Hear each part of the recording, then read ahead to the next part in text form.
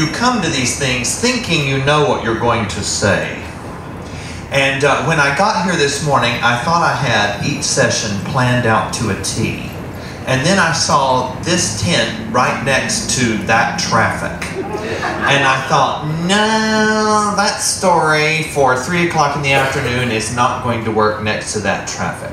So I went back and looked in my journal at a list of stories that I had made, and Donna and I had lunch together, and she said, what are you doing? I said, I'm at least going to be well planned enough that I can change my mind at the last minute.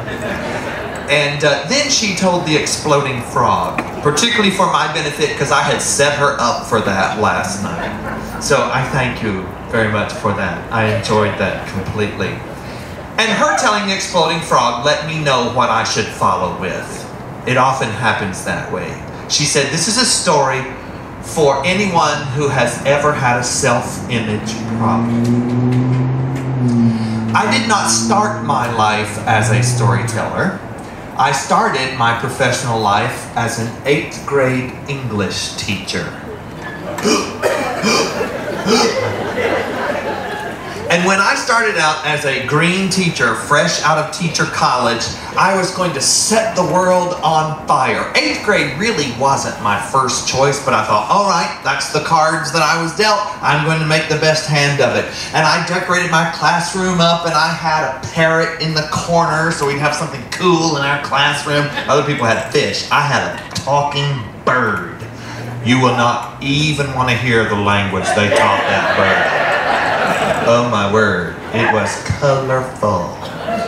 So things were going along well enough for a first-year green educator, but I had one particular student who always came in next to the last hour of the day, and he sat in the very last available desk. Because being a young green educator, I had made the fatal mistake of allowing 8th graders to sit wherever they wanted. And he did nothing. To protect his innocence, and more to the point, to give you a clue as to what this kid was like, we will simply call him the Hood. Because that's what he wore every single day of his existence. He wore this big giant parka coat even when school started in August in South Carolina. He had this big giant parka coat that came down to his knees, long sleeves, inside was that bright orange quilted padding, and the big hood with the fake fur around the edges, and the hood was always flipped up. And he sat there in the very last chair of the very last row doing nothing.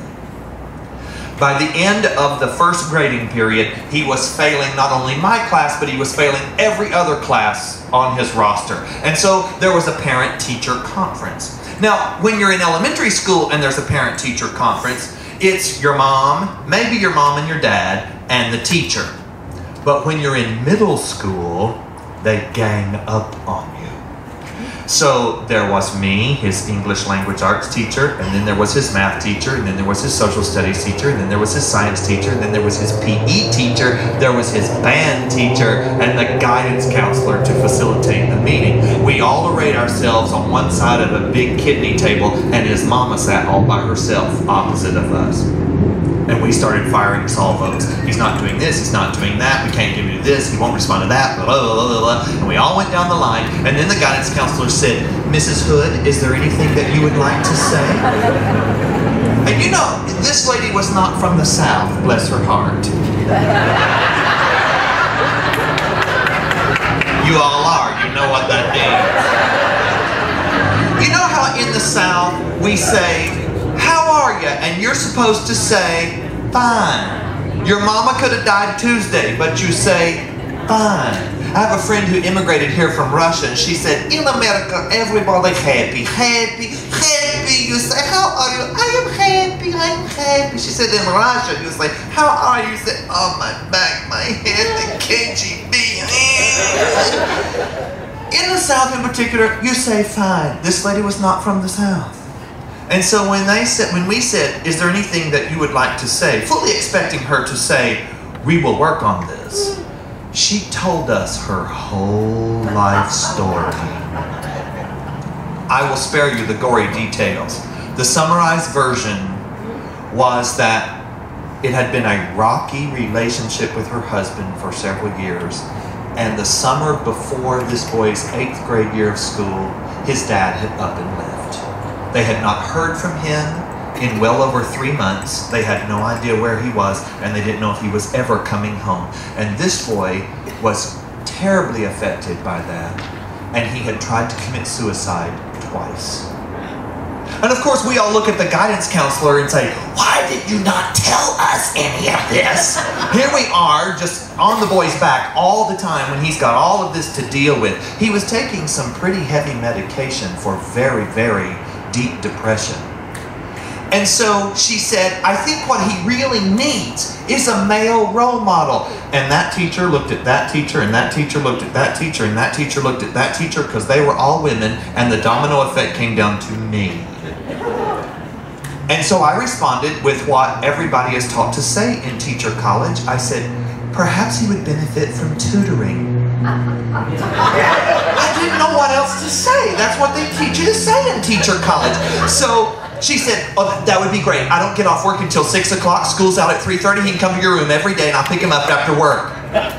Pull out my calendar, cancel my social life. So the hood came to my room 3:30 that afternoon, and he sat in his accustomed seat with a whole room of empty desks between me and himself.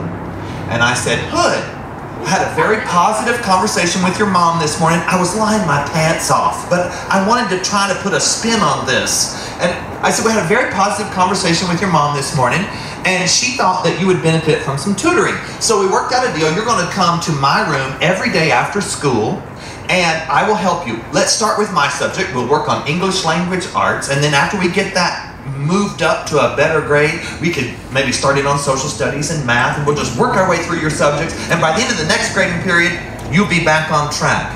What do you think? He turned sideways so that all I could see was the profile of the hood. But I knew what to do for that. They teach you that in college. It's called monitor and adjust. So I took that in and I said, okay, I tell you what, maybe that's a little too much pressure. How about this? How about you're going to come here after school every day until your mom picks you up at 6 o'clock, and you can just sit back there and do your homework. It'll be like a free study hall. You get your homework done, I'll sit up here and do my teacher homework, and neither one of us will have to take anything home. We'll get it all done before we leave at 6 o'clock. I won't bother you, you don't bother me. What do you think of that? He turned all the way around so that I could see nothing but his back. Now, I was a theater major in college, and they will tell you in theater that your back to the audience is the most dramatic position you can take. Well, that just went all over me. I didn't know what to do for that from teacher college. And so I just kind of lost it. I just got very upset and very mad, and I started yelling, and I said, we are bending over backward to help you, and you won't even meet us halfway. So I'm done. I am completely done. Get out a piece of paper, and we're going to write down all the assignments that you refuse to even talk about. And then I'm going to write a note to your mother saying that I tried to help you, but apparently you're beyond that. And so he pulled a piece of paper out of his book bag and slapped it on the desk. And then he fished out a pencil. It was broken. So he pulled out another pencil. And I said, all right, now, my class, what was the assignment for today? We were supposed to help the students keep a journal. That was a big deal at the time. Everybody had to keep a journal. I don't know why. What do you do with those things after you write in them in 8th grade? Keep a journal. And I said, all right, what was it that I suggested you write in your journal today? It was nearing Halloween at this point in the school year. And the assignment from the teacher's manual was have the children write a process, directions. Have them write directions to their house. And as an example, you could on the board write directions to your house. They need to learn how to write directions. I was like, I do not want these children knowing where I live. I mean, they were demons. There's no way I wanted, and I certainly didn't want to go visit them. I mean, I saw enough of them at school. It said, if you don't want to do that, have the boys write how to fix something or how to change a flat tire, and have the girls write how to bake a cake. I was like, girls don't bake cakes. Nobody Nobody does that. I mean, made from scratch means scratched out of a Betty Crocker box. That's the best they can do. And I thought, no, we got to jazz this up. So I said, okay, we're supposed to write a process. We're supposed to write multi-step directions. I said, let me tell you about some Halloween pranks we used to play when I was your age. And I told them all kinds of stories about Halloween pranks, and then asked them if they could write a short journal entry on how to play their favorite practical joke or prank. Toilet paper. I mean, my siblings and I, we were the master of toilet paper pranks. You might have toilet papered somebody's front yard when you were a kid. We toilet papered a man's horse one time. Oh, it was fabulous. And if you take toilet paper and stretch it across the road in a blind curve, in the middle of the night when someone comes around the curve at 55 miles an hour and that toilet paper is lit up in their headlights, it looks just like a 2x4 at windshield level. And so they'll hit the brakes, and then when their car touches the toilet paper, it just goes blink. I told them all of these stories, and I said, now, I want you to go home and write how to play your favorite practical joke or prank. And I said, Hood, can't you at least do that? No. You never, ever, ever played a practical joke or a prank on anybody? No. And then a still small voice deep inside of me said, Tim, he's telling you the truth. This boy is suicidal. He is afraid. You gotta have some guts to play a practical joke or a prank. I knew that still small voice because I was raised a Baptist. That was the word of the Lord. And I thought, when I hear the Spirit, I will pray. And the Spirit said, follow my lead. So I stood up and I said, okay, toilet paper. We talked a lot about toilet paper today. If you could toilet paper anybody's room in this entire school, who would you pick? Why did I say that? It just flew out. And before I could suck it back in, there were the words swirling around in the universe. And all of a sudden, there was a glint, a spark from deep within the recesses of that hood. I saw his eyes light up, and I was like, okay, run with it. Just go with it. I said, who would you do? He said, I would toilet paper the science lab. And I felt myself move away from my desk. It was like I was watching this outside of my own body. I walked to the doorway, and I turned around and looked at him, and I said, if you think you're man enough, come on. And I walked out of the hall. What am I doing? This is my very first teaching assignment. I have been on the job 6 whole weeks. I am going to get fired. But he stood up and he followed me into the hall. And I thought, no. I remember from Sunday school. You are never given to temptation such as you are not able to bear. The Lord will provide a way of escape. There's a way out of this. I didn't know what it is. The custodian's closet where they keep toilet paper is always locked. Always locked. I don't know if you've had a lot of experience with toilet paper in a middle school, but they guard the stuff as if it were made of solid gold. I have been in the faculty restroom and heard a radio come on in the neighboring stall and someone say, we need more toilet paper in the men's room. And then you hear the custodian from the other end come on, I'll get to that right after lunch. I am in the men's restroom. So I thought, no, there's no way. It'll be locked. No. The door is standing wide open. So we selected toilet paper. We left off with the little rolls. We got 3 of those big rolls like they have in the dispensers in the bathroom at Walmart. You know, they look like the size of a truck tire. We got 3 of those, and we carried them down the hallway, and I'm thinking, no, there's still a way out of this. There's still a way out, because the science lab is filled with all kinds of expensive equipment. I mean, she's got live animals in cages in there, Bunsen burners, computers. No, that door, too, is wide open, not locked up at all. And so I thought, here it is, the road to perdition. And we just walked right in. Oh man, we did it up. There were ceiling tiles that you could lift, and so we lifted them and whoop, whoop, whoop, whoop, all around. I mean, the prom was nothing compared to what we did with this. All looped around. We filled a 4-drawer filing cabinet full of toilet paper, wrapped every table, every chair. Oh my word, it was fabulous. His hood came down. Beautiful, head of brown hair, dark brown eyes. I really didn't know what the boy looked like. We had the most fun, climbed up on those tables and got it all done. And then we closed the door, and it clicked locked behind us. We went back down to my room, and I said, now, Hood, we only have a few minutes before your mom is going to come. Could you sit down and write me just a bullet list in sentence form of how to toilet paper a science lab? Yeah! So he pulls out paper and a pencil, and as he begins to write, the zipper on his jacket started to slip down. And he forgot himself, and that big heavy coat fell off in the chair behind him. And I noticed that he was writing left-handed. So he was doing that hooky thing where you drag your elbow through the ink that you just put on the paper, and it was making an absolute mess. And I almost said, Hood, why don't you try writing with your right hand? I know it was the Holy Spirit that shut my mouth. Because when his jacket fell away, I saw his right hand, which had 4 little stubs and a thumb. He had been born that way. Now, that's not a big deal. And you can live a full life with 4 stubs and a thumb, unless you're in 8th grade, you don't want anybody to look at you, your father has deserted your family, and you have tried to commit suicide twice. And he had receded into that jacket for safety. So he struggled through left-handed with that handwriting, and then I struggled to read what he had written in his smeary ink, and I said, this is great. I always thought you could write. This is great. You did a great job. I said, I'm not giving you an A. You earned an A on your journal assignment. I put a big A at the top of the paper. He put everything back in his book bag, and just as he zipped it up, his mom stepped in, and she looked at her son. She said, what'd you do? He looked at his mom and said, nothing. I knew we had a pact. So I just smiled at her and said, we made a little progress and we're very anxious to work again tomorrow. So they went home, I went home. The next morning I got up and I was getting ready for school, and I thought, you know, maybe I should call the science teacher.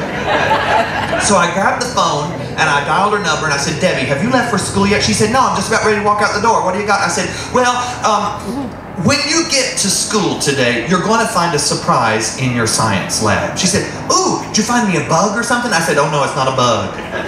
But you'll see. I said, I just want you right now to know that I know about it, and I'll explain things when I get there. She said, okay. So I hung up the phone and I thought, okay, that's fine. I'll explain things when I get there. What I was not counting on is that science teachers do not unlock schools and get the day ready. Assistant principals do. Assistant principal was this little man about this big, and he was so mean that he could walk down the hall and just look at a kid and they would immediately start going, I didn't do it, whatever it is, I didn't do it. I mean, he could give a glance at certain boys and they would just immediately start emptying their pockets because they knew he was after contraband. So I go to school, I have homeroom. Now my homeroom, those children were dangerous people. I had a child who came to school by special permission with her counselor. She attended school in an orange jumpsuit because she had committed a felony. And she sat right on the front row of my homeroom. You did not take your eyes off these children, they would rob you blind. And so I'm watching my homeroom and I'm checking the roll and I hear heavy breathing at the door. It's like somebody let a bulldog in. And I took a quick glance, and there's the assistant principal, Mr. Barnes. And he says, Mr. Lowry, I need to see you in the hallway right away. And I said, oh no, Mr. Barnes, you know my sweet children. I cannot leave these children. I was using them as a human shield.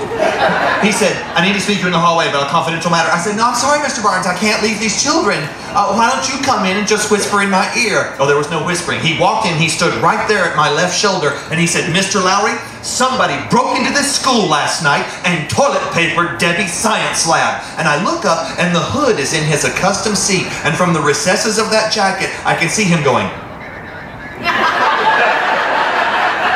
We had a pact. I could not rat him out. And so I took a deep breath, said a quick prayer.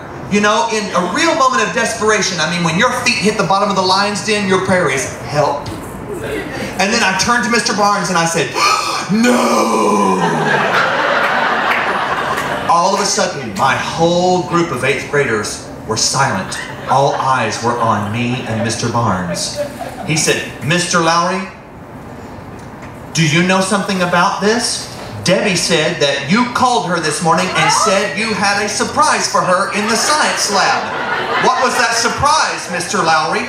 I looked at my kids, I weighed my options, I said, if I told you it wouldn't be a surprise, would it? I thought the man would explode. I mean, he was so, you could see the steam shooting out of his ears. And then he pulled a ruler out of his back pocket. I said, if you hit me with that thing, you are going to be so sorry. He said, oh, no, no, no. He said, put your foot right up here. And he bent down and stuck out his knee. He said, put your foot on my knee. I said, excuse me. He said, there were footprints on the tables, and I am about to measure your shoe. I looked at the orange jumpsuit. She said, you need a warrant for that. I said, I have it on good legal advice that you need a warrant for that.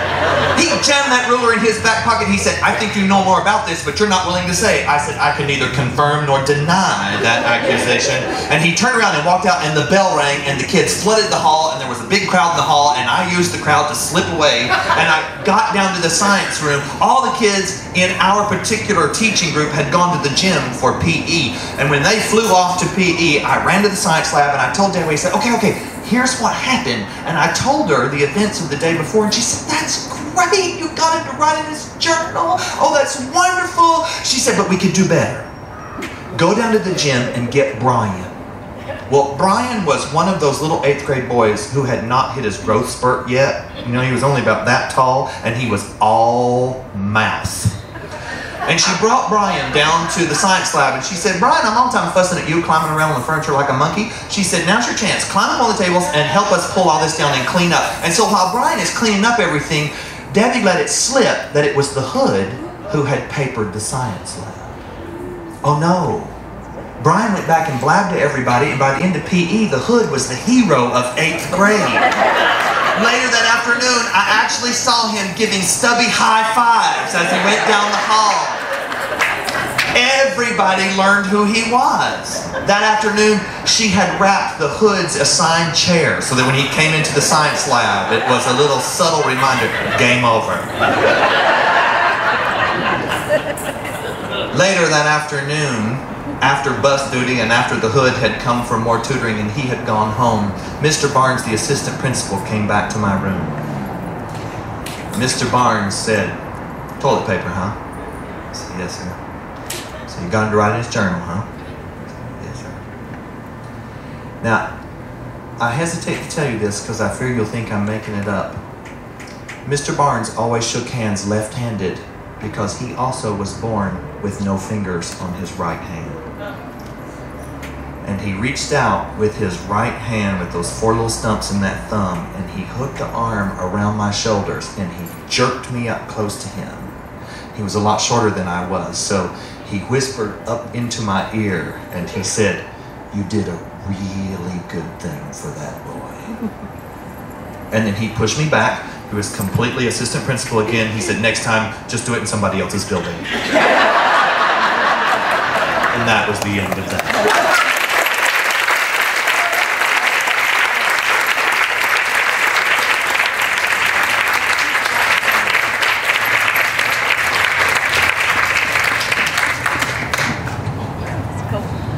Charlie Parkhurst was a legend, a driver of great renown. He was the toughest and the roughest whip in any western town. Old Charlie had a way of doing things and doing them up brown.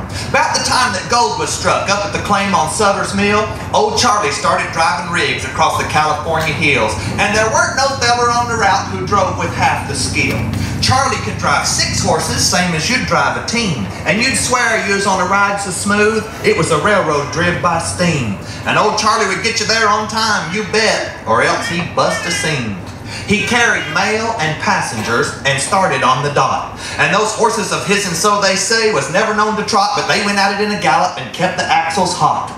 If something would break or bust, or a tire would pop and break down, old Charlie'd hustle around, patch her up, start off with a bound, and the wheels of that big coach of his'n scarce ever touched the ground. He didn't allow no fooling, and when Indians came in sight and arrows rattled at the stage, he'd holler with all his might, "Fellers, give it to 'em! I ain't got time to fight!" And the way them wheels would rattle and the way the dust would fly, why, you'd think a million cattle had stampeded and gone by. But the mail would get there just the same if the horses had to die. One cold, wet winter day, a passenger who was for Stockton bound climbed up into the coach and sat down and said, "Can you get me to the town? Urgent government business, no time to fool around." Charlie Parkhurst shot an eye skyward and said, "This wet weather ain't so good. Floods done swallowed the riverbed. But I'll get you there on time, you bet, or else they'll find us dead." Well, the going, it was rather rough with the mud and the slick and the slop, and more than once the doubtful passenger was convinced they'd have to stop.